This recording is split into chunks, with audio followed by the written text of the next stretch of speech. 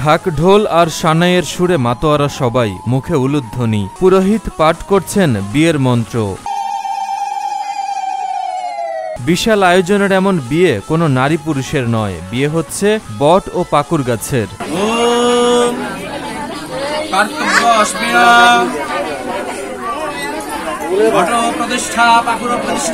গাছের সাথে গাছে বিয়ে হলেও আয়োজনে নেই কোনো কমতি, সবাই মেতে উঠেছে আনন্দে। এমন অদ্ভুত বিয়ে এক পলক দেখার জন্য ভিড় করছেন উৎসুক মানুষ। তবে আয়োজকদের দাবি, সন্তানদের মঙ্গল কামনায় এমন আয়োজন করে বট আর পাকুর গাছের বিয়ে দিচ্ছেন তারা। মেয়ের সম্প্রদায় করে দিচ্ছি বট গাছ। এগুলা বিয়ে তো আমরা কোনোদিন দেখি নাই, দেখেও নেই। এখন ভবিষ্যৎ বাচ্চা কাচ্চা সংসারের মঙ্গল কামনার জন্য এইটা কাজ করতেছি। সকাল ৮টা থেকে শুরু হয় বিয়ের কার্যক্রম, চলে বিকেল ৫টা পর্যন্ত। বট পাকুরের বিয়েতে বট গাছকে কনে আর পাকুর গাছকে বর হিসেবে সাজানো হয়। বিয়েতে কনের বাবা হিসেবে কন্যাদান করেন নুনিরাম বর্মন, আর ছেলের বাবা ছিলেন একই এলাকার লক্ষ্মীপ্রসাদ বর্মন। বিয়ের কাজ সম্পন্ন করেন পুরোহিত কাজল চক্রবর্তী। আমি ছেলে বিয়ে দিতেছি আমাদের পরিবারের বিপদ আপদের দূর করার জন্য, আমি বিয়ে দিতেছি। বই পুস্তকে অনেকবার এমন বিয়ের গল্প পড়া হয়েছে, কিন্তু স্বচক্ষে দেখা হয় নাই। এই প্রথমবার নিজ চোখে বিয়ে দেখে অভিভূত অতিথি আর দর্শনার্থীরা। বিয়েতে অনেকের আত্মীয় স্বজনও আসছেন। মানুষের বিয়ের মতোই সব আয়োজন ছিল এই অনুষ্ঠানে। এখানে আজকে বট পাখির বিয়ে হচ্ছে, এটা আগে আমি গল্প শুনতাম, কিন্তু এটা আজকে বাস্তবে দেখলাম।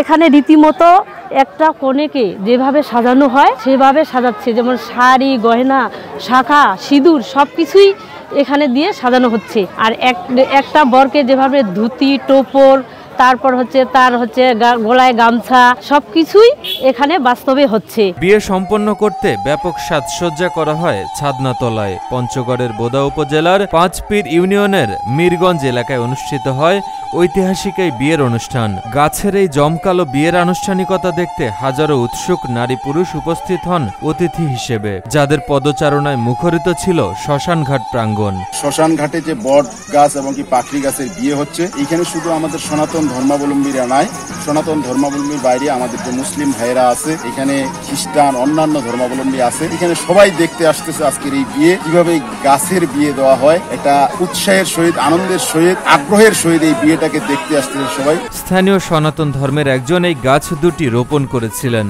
তিনি জানান, এই গাছ দুটিকে বিয়ে দিলে অনেক পুণ্য হয়। গাছ দুটা আমি গাড়িছি, গাছ দুটা গাড়ার জন্য যে গাড়িছি, এখন মানুষ হবে, গাদলা হবে, এগুলাকে আমার ছেলে হোক বা যে কোনো কাজ হোক জড়া করে বিয়ে দেওয়া যাবে। বিয়ে দেওয়া গেলে পূর্ণ লাভ হবে, এই জন্য গাছ দুটা গাড়িছি। এখন এই সমাজ বলে আর কি, আর সবাই বলে মনে করে যে গাছ দুটা বিয়ে আজকে।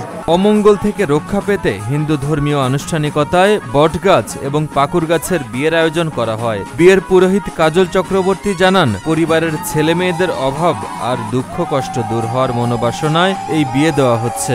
এজন্যই আজকে বটপাকুরের বিয়ে দিচ্ছেন নুনিরাম বর্মন ও লক্ষ্মীপ্রসাদ বর্মন। এই বটপাকুরের বিবাহটা দিলে তাদের পরিবারের সুখ শান্তি সমৃদ্ধি বৃদ্ধি পায়, তাদের পরিবার পরিজনদের কখনো অভাব অনটন থাকে না, এবং তাদের যেহেতু এই সমাজের দায়িত্ব দেওয়া হয়েছে, তার সাথে তাদের সমাজেরও কখনো অভাব অনটন এবং অনেক রকম আধ্যাত্মিক বা আদিদৈবিক কোনো রকম ক্ষতি হয় না।